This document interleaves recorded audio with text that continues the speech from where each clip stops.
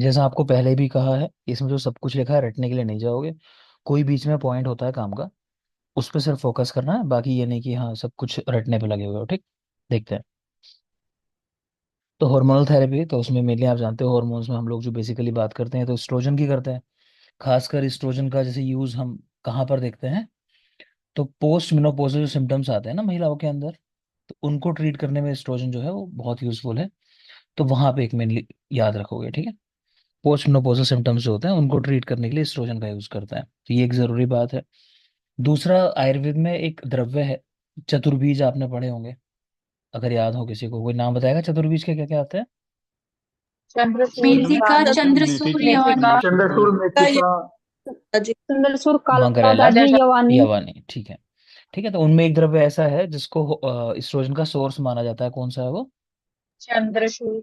ठीक है, तो वो लिख लेना, चंद्रचूड़। तो एस्ट्रोजन का सोर्स उसको समझा जाता है, तो वो चीज़ याद रखोगे, वो जरूरी बात है हमारे लिए। बाकी एक दूसरा आता है कि थायराइड के बारे में। तो थायराइड में आपको बताया, एक तो अत्यग्नि रोग कि हाइपर थायराइडिज्म जो है वो अत्यग्नि के साथ हम लोग कोरिलेट करते हैं।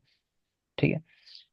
और दूसरा मेनली हाइपोथायराइडिज्म के केसेस ज्यादा होते हैं। हाइपोथायराइडिज्म में भी आपको बताया होगा, ये एक सिनेरियो है कि किसी महिला को हाइपोथायराइडिज्म है जिसकी वजह से उसको प्रेगनेंसी नहीं होती, वो कंसीव नहीं कर पाती। तो हाइपोथायराइडिज्म कारण हो सकता है, तो इसमें फिर मेडिसिन चलती है और लंबे समय दी जाती है ना। माइक ऑफ रखेंगे बेटा जो बाद में ज्वाइन कर रहे हैं। ठीक है, अब देखो चलो क्या लिखा है इसके अंदर। तो hormonal therapy definition: use of hormones in medical treatment to replace और सप्लीमेंट नेचुरली अकरिंग हॉर्मोन्स। ठीक है। कैटेगरीज की: estrogen, progestins, androgens, thyroid hormones, corticosteroids. अच्छा, एक चीज और आती है इसके अंदर, इंसुलिन भी आ जाती है ना। मे बी यहाँ डिस्कशन ना हो इंसुलिन का, क्योंकि वो एंटी डायबिटिक ड्रग्स में आप देखोगे। तो एक पॉइंट लिख लो, इंसुलिन पे मुझे ध्यान आया, लिखो कुछ ड्रग्स ऐसी हैं जिनको ओरली नहीं देते, नाम लिख लो। Drugs not given orally. तो जल्दी से लिखोगे, फर्स्ट लिखो स्ट्रेप्टोमाइसिन। Streptomycin, streptomycin. फिर लिखो insulin, insulin. Penicillin, penicillin. Morphine, morphine. क्या साइड इफेक्ट है मॉर्फिन का? क्या करता है? एक सिस्टम को सप्रेस करता है, किसको? रेस्पिरेटरी। रेस्पिरेटरी सिस्टम को। Respiratory system. ठीक है ना, तो वो भी याद रखना। तो खैर ये ड्रग्स हैं जिनको ओरली नहीं देते, सबके कारण अलग अलग हैं। जैसे स्ट्रेप्टोमाइसिन है, उसमें है कि वो एब्जॉर्ब भी नहीं होती है। इंसुलिन है, इसका ब्रेक डाउन हो जाता है, तो मिल ही नहीं पाते फिर बॉडी को आगे। फिर मॉर्फिन है, तो मॉर्फिन में भी यही दिया हुआ है कि इसका भी ब्रेक डाउन हो जाता है, तो ये भी नहीं दी जा सकती, याद रखना। आगे चलें।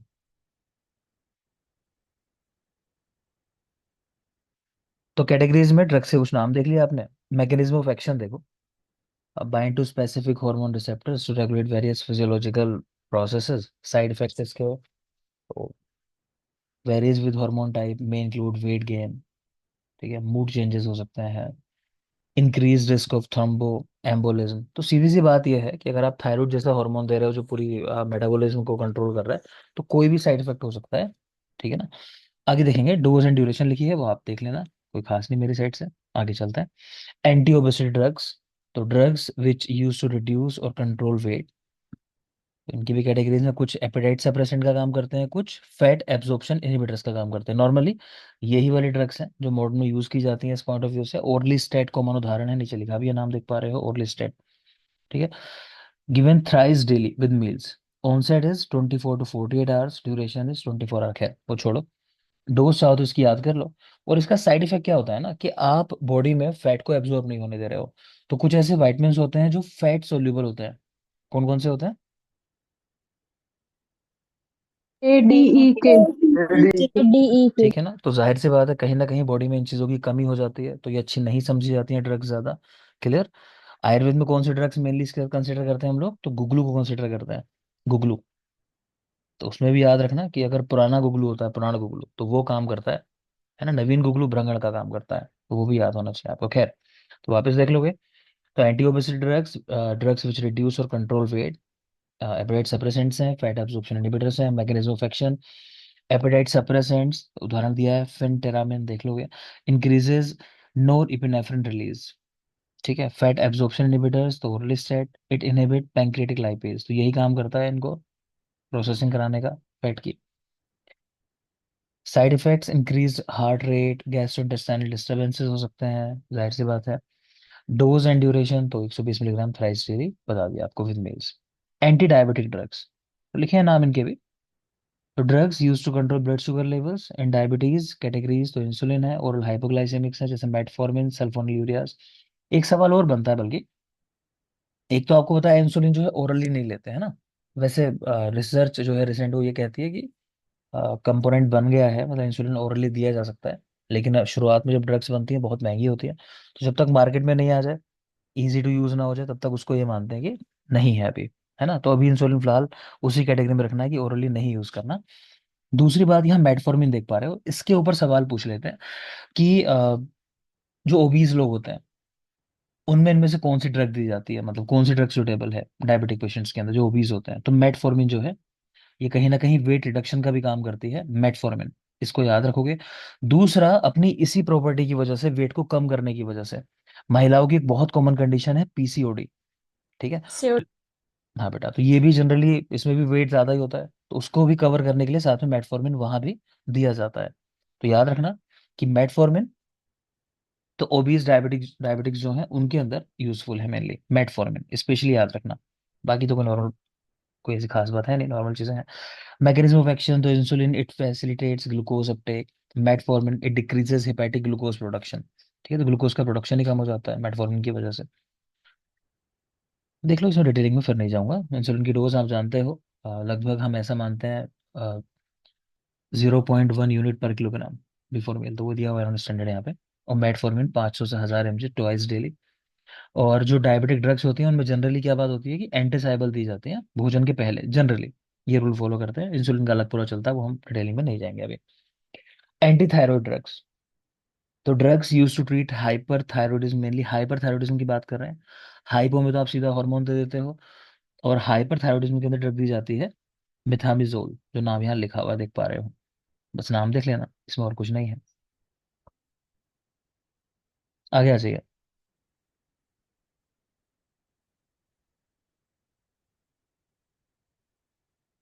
नेक्स्ट देख पा रहे हो ऑक्सीटोसिक ड्रग्स, नाम से समझ में आ रहा है, तो ड्रग्स विच स्टिमुलेट यूट्राइन कॉन्ट्रैक्शंस। ठीक है, यूट्राइन कॉन्ट्रैक्शंस को बढ़ा देते हैं। कैटेगरीज में ऑक्सीटोसिन सबने नाम सुना होगा, और वो एल्केलॉइड्स हैं। Mechanism of action stimulates oxytocin receptors in the uterus. Side effect uterine hyper stimulation हो सकता है, कई बार हाइपोटेंशन में जा सकती है महिला, ये एक साइड इफेक्ट है, चाहो तो देख लो, हाइपोटेंशन। डोज एंड ड्यूरेशन, तो 1 to 10 MU पर minute IV, onset immediate duration 1 hour, खैर कोई खास बात नहीं। चलो मेन एक चीज लिख रहे हैं यहाँ पर, लिखो twin pregnancy, twin pregnancy more risk of PPH, postpartum haemorrhage. Postpartum haemorrhage होने का ज्यादा चांस है ट्विन प्रेगनेंसी के अंदर। ठीक है। और ऐसी कंडीशंस में जहाँ PPH जैसी कंडीशंस होती हैं, तो वहां पे ड्रग्स का यूज होता है, तो वहां पे इस तरह की ड्रग्स दी जाती हैं कई बार उसको कंट्रोल करने के लिए। तो कॉमनली यूज ड्रग, क्या नाम ध्यान आता है? ऑक्सीटोसिन। ऑक्सीटोसिन, और कोई नाम ध्यान कर पा रहे हो? फेनोक्सिल। मिथार्जिन। एलेक्सा भी कहते हैं। अभी किसी ने कार्बोप्रोस। अभी किसी ने नाम बोला था। मिथार्जिन। मिथार्जिन पर। ठीक है ना, तो बिथार्जन लिख लो। अच्छा। ठीक है ना। आगे देखिए, नेक्स्ट है गैलेक्टिकोक्स, तो drugs that increase milk production.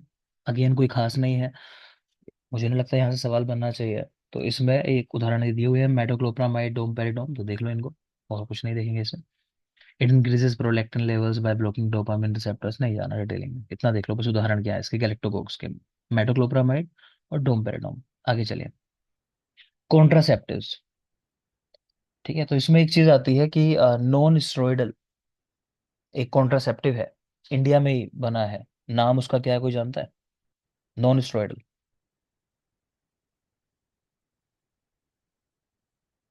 सहेली लिख लोगे? लिख लेंगे सहेली। मैं इसके बारे में और थोड़ा सा लिखवा देता हूँ, 1 मिनट।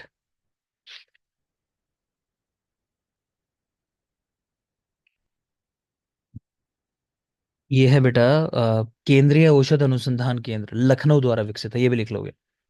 केंद्रीय औषध अनुसंधान केंद्र लखनऊ द्वारा विकसित। ठीक है, सेंट क्रोमेन के नाम से आता है, सेंट क्रोमेन और सहेली। सेंट क्रोमेन, स्पेलिंग बोल रहा हूँ मैं आपको, CENTCHROMAN,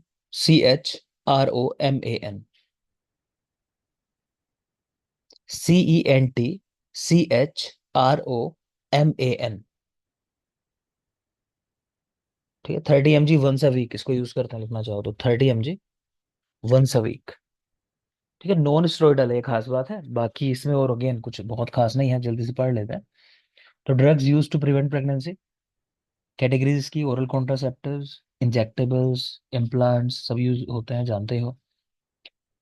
mechanism of action, inhibit ovulation और ऑल्टरिंग सर्वाइकल म्यूकस, उसको बहुत थिक बना देते हैं। ठीक है, कॉन्ट्रासेप्टिव्स जो होते हैं, तो पेनिट्रेट नहीं कर पाता है जो सीमेन है उसको। Side effects, nausea, weight gain, thromboembolism, dose and duration. तो कंबाइंड वाले की बात करें, 1 टैबलेट डेली दी जाती है, onset within a few days, duration 24 hours, देख लेना अगेन। अच्छा, ये वाला पार्ट आपको मैंने गाइनी जो गाइड में है वो हमने कवर किया है क्या?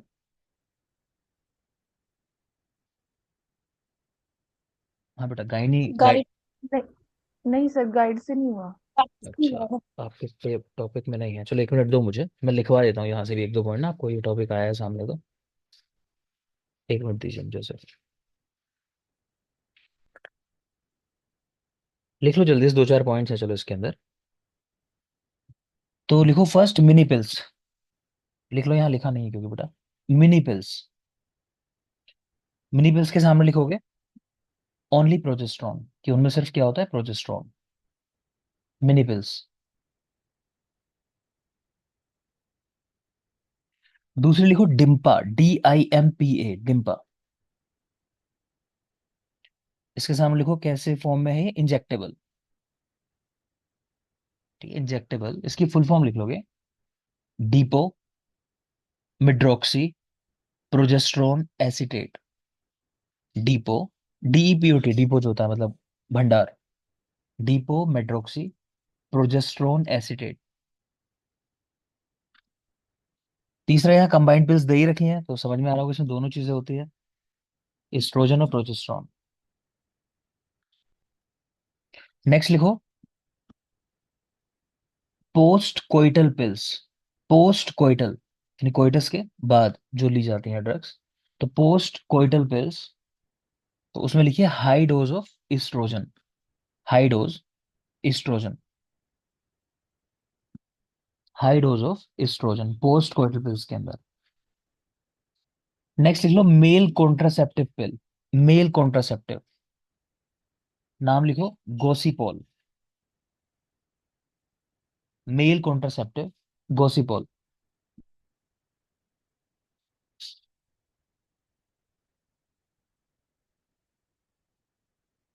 ठीक है, थोड़ा सा इसका फंक्शनिंग भी लिख लो, कैसे काम करती है। जैसे मिनी पिल्स है, उसके सामने लिख लेना, जहां पर लिखा होगा मिनी पिल्स ओनली प्रोजेस्टेरोन, वहीं सामने लिखना वो कैसे काम करती है।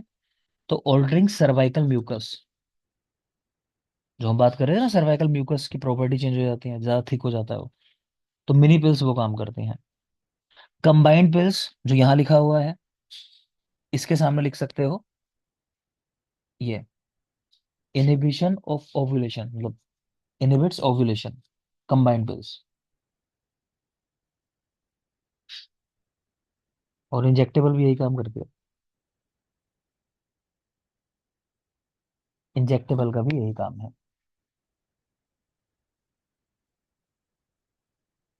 आगे देखेंगे। नेक्स्ट है स्ट्रिप्टिक्स, तो विच प्रोमोट होम्योस्टेसिस, पहले पढ़ चुके हैं इनके बारे में थोड़ा हम लोग। तो इसकी कैटेगरीज लोकल इपिनेफ्रिन और सिस्टमिक में ट्रेनेक्सा, आपने पहले भी पढ़ा है नाम ये। ठीक है ना, तो क्या करती हैं, तो कंस्ट्रिक्ट ब्लड वेसल्स और inhibit fibrinolysis, side effect local irritation, thromboembolic events, तो कोई खास बात नहीं, ज्यादा डिटेलिंग में जाना नहीं, आगे चलिए। एंटीहिस्टामिनिक्स, बात इनकी भी हम लोग कर चुके हैं वैसे, एंटीहिस्टामिनिक्स की, है ना, सेट्राजिन की आपसे बात की थी मैंने। तो ड्रग्स विच ब्लॉक हिस्टामिन रिसेप्टर्स, ठीक है, तो हिस्टामिन है मेन, जिसकी वजह से सारी एलर्जिक रिएक्शन होती है मेनली। तो कैटेगरीज, फर्स्ट जनरेशन देख पा रहे हो, डाइफेनहाइड्रामिन, जैसे सेकंड जनरेशन लोराटिडिन आजकल यूज होते हैं। Mechanism of action, they block H1 receptor, ये आप याद रखोगे, क्योंकि H2 रिसेप्टर को ब्लॉक करने वाले ड्रग्स क्या काम करती हैं, बोलो। Acid blocker. ठीक है, वो एसिड ब्लॉकर होते हैं, तो याद एसिड रखना। ब्लॉक। ठीक है बेटा। तो इसका मैकेनिज्म ऑफ एक्शन मेन यही है एंटीहिस्टामिनिक्स के अंदर। तो H1 ब्लॉकर्स, इसमें भी ये है, जो फर्स्ट जनरेशन वाली थी ना, उनसे थोड़ा सिडेशन हो जाता था। जो सेकंड जनरेशन है अभी, उनसे सिडेशन की जैसी चीज नहीं होती लगभग। वही लिखा है साइड इफेक्ट कि ड्राउजीनेस फर्स्ट जनरेशन वाले ड्रग से, और ड्राई माउथ होना, तो ये साइड इफेक्ट है। आपको ड्राउजीनेस याद रखना है, स्पेशली ड्राउजीनेस, डोज वगैरह छोड़ो। नेक्स्ट आ जाओ, एंटी माइक्रोबियल ड्रग्स विच किल और inhibit growth of micro organism, तो कैटेगरीज में एंटीबायोटिक्स आ जाती हैं, एंटीवायरल्स आ जाती हैं, एंटी फंगल, तो ये कंडीशन के हिसाब से हो जाती है। तो 1 मिनट दो, मैं इसमें भी आपको ना कुछ मेन 1-2 पॉइंट होकर तो लिखवा देता हूँ, बस 1 मिनट दोगे मुझे।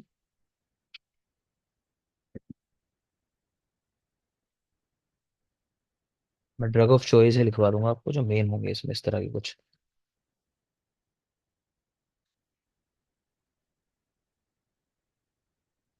चलो फर्स्ट लिखो, लिखो फाइलेरियासिस, फाइलेरियासिस, तो उसमें तो आप जानते ही हो कौन सी है।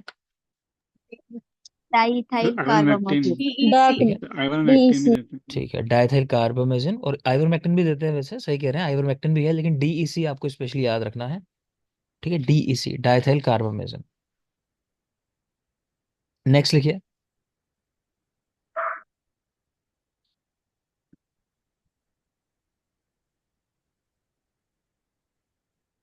1 मिनट,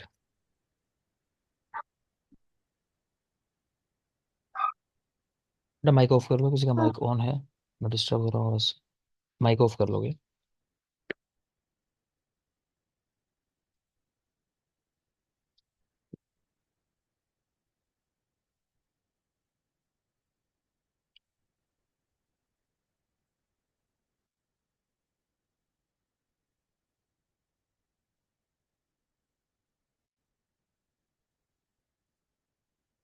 डी नहीं है कुछ स्पेसिफिक करके ना, 1 मिनट दोगे मुझे।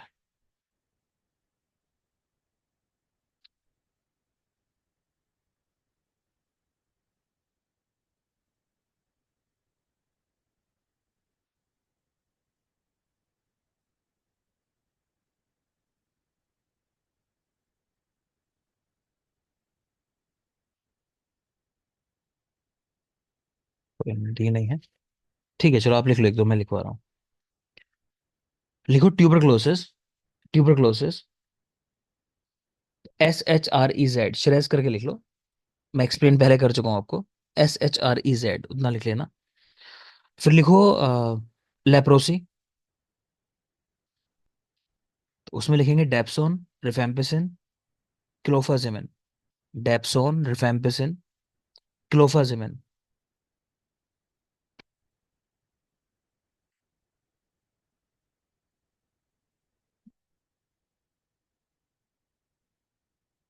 नेक्स्ट लिखो कोलरा,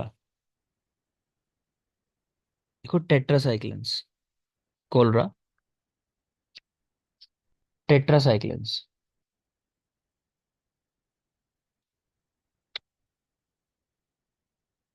नेक्स्ट लिखिए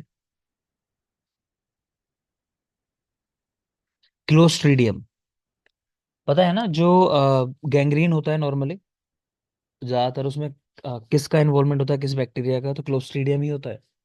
ठीक है, इसी तरह फूड पॉइजनिंग में भी इसी का रोल होता है, क्लोस्ट्रीडियम स्पेशली याद रखना। इसमें पेनिसिलिन, नाम लिखेंगे ड्रग का, पेनिसिलिन, किसने खोज की थी पेनिसिलिन की, Alexander Fleming. Fleming. Alexander Alexander Fleming. Fleming. ठीक है, आपको पीछे में टेट्रासाइक्लिन जो लिखवाया ना, उसका साइड इफेक्ट भी लिख लो एक बेटा। टेट्रासाइक्लिन का साइड इफेक्ट होता है एक, तो लिखो storage in bone and teeth, storage in bone and teeth. और लिखोगे यहीं पे, लिखो क्लोरएम्फेनिकल। क्लोरएम्फेनिकल साइड इफेक्ट लिखवा रहा हूँ, दो चारों को लिख लोगे। देखो क्लोरएम्फेनिकल causes causes grey baby syndrome. Grey baby syndrome, ये सवाल पूछ चुका है। ठीक, क्लोरएम्फेनिकल के साइड इफेक्ट होते हैं, उसमें स्किन कलर जो है वो एशियन ग्रे कलर का हो जाता है, तो वो है ये ग्रे बेबी सिंड्रोम। याद रखना, क्लोरएम्फेनिकल सवाल आ चुका है इसके ऊपर। दूसरा लिखो कोर्टिकोस्टेरॉइड्स, उनका साइड इफेक्ट क्या है? तो लिखोगे ग्रोथ सप्रेशन। ग्रोथ सप्रेशन, बाकी मैंने कई सारे लिखवा दिए आपको, ये बच्चों में है साइड इफेक्ट ड्रग्स के।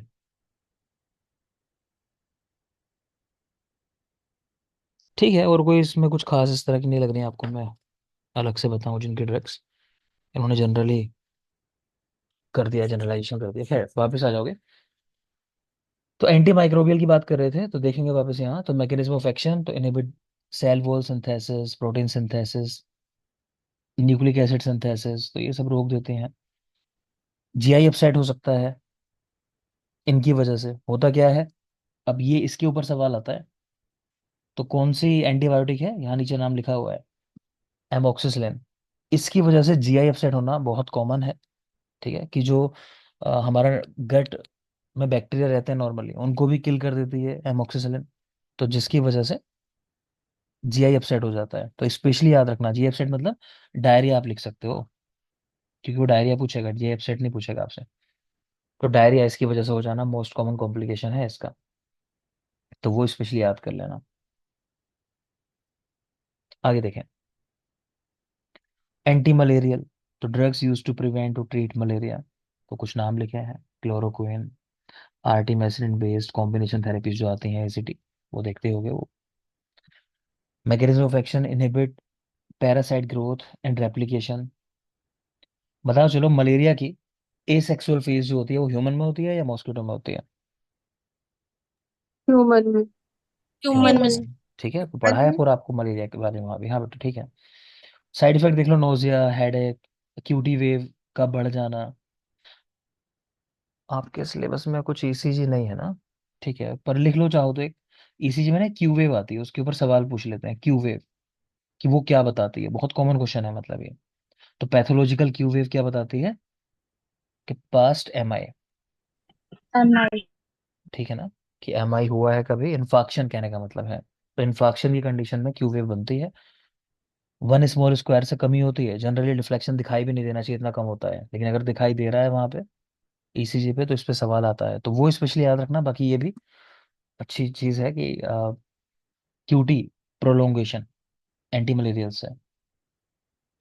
और कहाँ पे यूज होती है एंटी मलेरियल ड्रग, एक स्पेसिफिक डिजीज बताइए आपको जिसमें यूज करते हैं इनको, खास है। Rheumatoid arthritis. ठीक है बेटा, तो लिख लेना, आरए में भी यूज करते हैं इसको, ये इंपॉर्टेंट बात है, पता होना चाहिए। एक और पॉइंट लिखो यहीं पर, लिखो कपी कच्चू। कपी कच्चू क्या है बॉटनिकल नेम? म्यूकोना प्रोराइटा। ठीक है, प्रोरियन। ना प्रोराइटिस या प्रोराइटा जो मिलता है देखने में। ठीक है, पार्किंसन। हाँ तो पार्किंसन में यूज करते हैं उसको। और ये लिख लोगे, पार्किंसन में उसकी काफी हाई डोजेज यूज की जाती हैं, कितनी? तो हमारी गाइड में ट्वेंटी सवाल वन है। ग्राम हाँ बेटा 21 ग्राम गाइड का सवाल है वो, तो हम सीधे याद रखते हैं, अराउंड 21 ग्राम पर डे तक उसकी डोज जो है वो दी जाती है। नेक्स्ट लिखिए,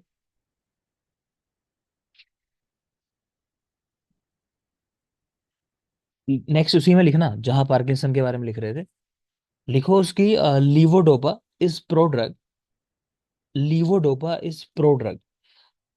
ठीक है, वो कन्वर्ट होती है एक्टिव फॉर्म में बाद में डोपामिन के अंदर, तो लीवोडोपा उसकी प्रो ड्रग है, जो दी जाती है ना, कार्बिडोपा लीवोडोपा आप पढ़ते हो, तो लीवोडोपा जो है उसकी वो प्रो ड्रग है, ये याद रखना स्पेशली बात। नेक्स्ट लिख लो यहीं पर, एक पॉइंट और लिखो। अलग क्या है बेटा, सामने जब पढ़ रहे हैं नोट्स में देखते हो तो मैं आपको बता दे रहा हूँ, कुछ जरूरी चीजें हैं ये, जो पता होनी चाहिए पर रह जाती हैं। लिखो drugs, drugs excreted in milk, मतलब ये है कि माता से उसके बालक में जो जा सकते हैं ड्रग्स, वो कौन कौन सी हैं? तो कुछ नाम बोल रहा हूँ आपको, कॉमनली यूज ड्रग्स जो हैं, तो वो लिख लोगे जल्दी से। लिखो थियोफाइलेंस, थियोफाइलेंस, रिफेम्पिसिन, स्पेशली लिखना रिफेम्पिसिन। क्या साइड इफेक्ट है रिफेम्पिसिन का? Urine orange red colour. Colour का हो जाता है। ठीक है, तो यूरिन कलर जो है रेड ऑरेंज कलर हो जाता है। तो थियोफाइलेंस, रिफेम्पिसिन। नेक्स्ट लिखो पेनिसिलिन। पेनिसिलिन पे अच्छा ही सवाल आ जाता है कि इनमें से कौन सी ड्रग है जिसको एएसटी करने के बाद ही देना चाहिए, मतलब सेंसिटिविटी टेस्टिंग के बाद ही देना चाहिए। तो पेनिसिलिन है, उसको पहले हमेशा चेक कर लेते हैं कि व्यक्ति को सूट कर रही है या नहीं कर रही है। ठीक है ना? पेनिसिलिन स्पेशली याद रखना पेनिसिलिन के बारे में। बाकी ऑल्सो एक्सक्रीटेड थ्रू मिल्क, वहां पढ़ रहे हैं इसको। तो पेनिसिलिन। नेक्स्ट लिखो फेनिटोइन। फेनिटोइन साइड इफेक्ट बोल दो जल्दी से। Gum gingival hypertrophy. हाइपरप्लेजिया। ठीक है, तो गम हाइपरट्रोफी, ठीक है, हाइपरप्लेजिया। नेक्स्ट लिखोगे metronidazole. Metronidazole. Next dapsone. Dapsone. Ethambutol. तो ईथम ब्यूटोल, और जो पीछे आपको बताई मैंने ऑरेंज कलर यूरिन, रिफेम्पिसिन। ये दोनों ड्रग स्पेशली याद रखना। ठीक है, आइसोनायाजिड, और लिखो ये आइसोनायाजिड। तो यानी कि टीबी में जो ड्रग्स दी जा रही है ना, तो इसलिए आप देखते भी होंगे कई बार लेप्रो टीबी के जो पेशेंट्स होते हैं उनको मना कर दिया जाता है ब्रेस्ट फीडिंग कराने को बच्चे को। ठीक है ना? तो याद रखना कौन कौन सी बोली मैंने। एक बोली आपको रिफेम्पिसिन, एक बोली इथम्ब्यूटोल, और तीसरी बोली आइसोनाइजिड। तीनों के नाम ध्यान रखोगे, ठीक। बाकी डेप्सोन बोली आपको लेप्रोसी की, तो वो भी याद रखनी है। और लिखो एस्पिरिन। एस्पिरिन। एस्पिरिन। ए साइक्लोविर। एस्पिरिन, ए साइक्लोविर, और एमोक्सिसिलिन। एमोक्सिसिलिन। ठीक है, इनमें से मेट्रोनिडाजोल के ऊपर क्वेश्चन आ चुका है। टीबी वाली ड्रग्स पे भी क्वेश्चन आ चुके हैं। जो टीबी की ड्रग्स हैं इन पे भी क्वेश्चन आ चुके हैं। तो उनको तो स्पेशली आप याद रखना। आगे आ जाओगे। अमीबिसाइडल, इसमें कुछ खास नहीं, मेट्रोनिडाजोल का नाम लिखा हुआ बस देख लो। It kills amoeba. और कुछ खास है नहीं इसके अंदर। क्या करती हैं? डिसरप्ट करती हैं डीएनए सिंथेसिस को। देखना चाहो तो देख सकते हो। एंटी फाइलेरियल, तो फाइलेरियासिस में देंगे, नाम आपको ऑलरेडी बता दिए, डेक। और ये आइवरमेक्टिन भी देखो यहाँ लिखा हुआ है। ठीक है ना? Mechanism of action disrupt parasite muscle function, और माइक्रोफाइलेरिया प्रोडक्शन नहीं हो पाता उनका। फीवर हो सकता है, हेडेक हो सकता है, जॉइंट पेन हो सकता है इसकी वजह से। डोज ड्यूरेशन 150 से 200 माइक्रोग्राम पर किलोग्राम, सिंगल डोज आइवरमेक्टिन की है। वो तो मैंने आपको बताई होगी शायद, चाहे तो लिख लो डेक के बारे में। लिखो डेक। डेक में लिखिए फॉर 3 वीक्स। लिखिए फॉर 3 वीक्स। एक तो बड़ा श्योर हो जाऊं उसका।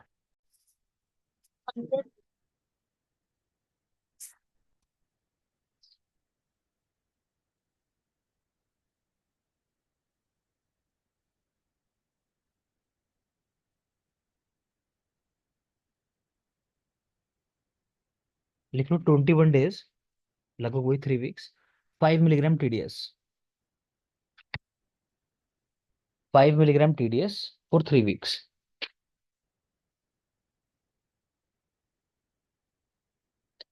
ठीक है ना? आगे देखते हैं।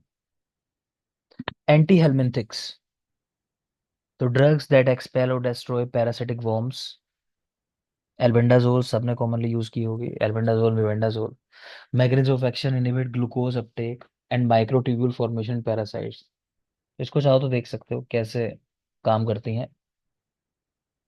Inhibits glucose Uptake and microtubule formation parasites के अंदर। साइड इफेक्ट में एब्डोमिनल पेन हो सकता है, तो नॉर्मल चीज़ है। नोजिया हो सकता है, अगेन नॉर्मल चीज़ है, तो घबराना नहीं है बच्चों को, क्योंकि बहुत कॉमनली ड्रग दी जाती है, दी ही जाती है सभी बच्चों को, जानते ही हो, तो इसलिए पता होना चाहिए। तो 400 मिलीग्राम सिंगल डोज ये एडल्ट के लिए है। ठीक है, आगे चलें। एंटी फंगल, ये लास्ट है हमारी शायद।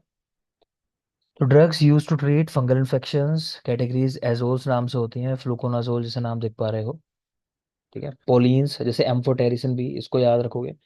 तो इसका हमने देखा था यूज कोविड के टाइम में, जब सारी ड्रग्स हो गई थी ना, तो हिट करके देख लिया किससे क्या काम हो रहा है, नहीं चल रहा, नहीं चल रहा काम, तो लास्ट में आके एम्फोटेरिसिन भी मार्केट से गायब हो गई थी ना। मुझे अभी भी याद है कि मैं जहां पर था उस समय पोस्टेड, तो वहां के ड्रग इंस्पेक्टर का कॉल मेरे पास आ रहा था, खुद ड्रग इंस्पेक्टर का, कि ये ड्रग कहीं मिल जाएगी क्या, एम्फोटेरिसिन भी।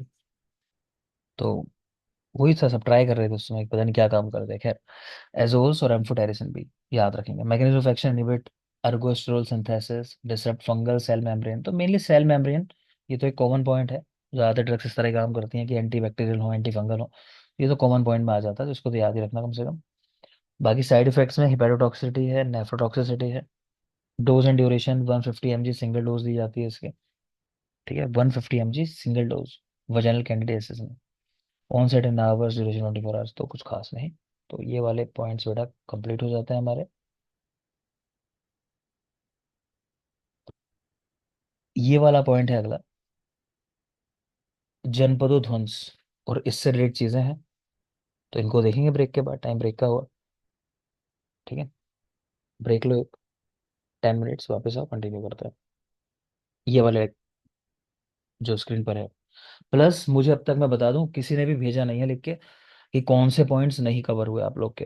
हरियाणा पीएससी वाले बच्चों की बात कर रहा हूँ मैं, बाकी लोग की नहीं। अभी मुझे किसी ने भी भेजे नहीं है लिखकर कि कौन से पॉइंट रह गए हैं, मैंने कल आप लोगों से मांगे थे, सिंगल बच्चे का मैसेज नहीं आया मेरे पास। तो ये मान लो सारे टॉपिक कवर हो गए आप लोग के, या किसी ने भेजा हो, मैं देखने से गलती कर गया हूँ तो बता दो मुझे। सर मैंने बताए थे 2 पॉइंट। बेटा लिखिए, मुझे मैसेज किए व्हाट्सएप पे, हाँ जी सर, किए थे। फिर से एक मैसेज एक। करना, सिर्फ हाँ हेलो लिख ठीक कर है एक सर। मैसेज कर दो अभी, है ना, क्योंकि मुझे नहीं दिखाई दे रहा है। हम। ठीक है, और सर भी। सर मैंने अभी एक ये भेज था। दिया आपके पास। ठीक है, आ गया फोटो बेटा, सविता का जो भेजा वो आ गया मेरे पास, ठीक है। और कोई क्या कह रहे थे? सर हाइपोकैलेमिया में फ्यूरोसेमाइड भी दे सकते हैं क्या, या नहीं दे? हाइपोकैलिमिया की कल बताया कंडीशन, था। हाँ जी सर, उसमें पोटेशियम स्पाइरुलोलैक्टोन देते हैं। हाँ स्पाइरोनोलेक्टोन देते हैं, एक मिनट रुक जाओ, हाइपोकैलिमिया हुआ पहले का, हाइपोकैलिमिया है पेशेंट के अंदर ना। हाँ जी सर। फ्यूसेरामाइड वैसे नहीं देना चाहिए, एक मिनट रुक जाओगे।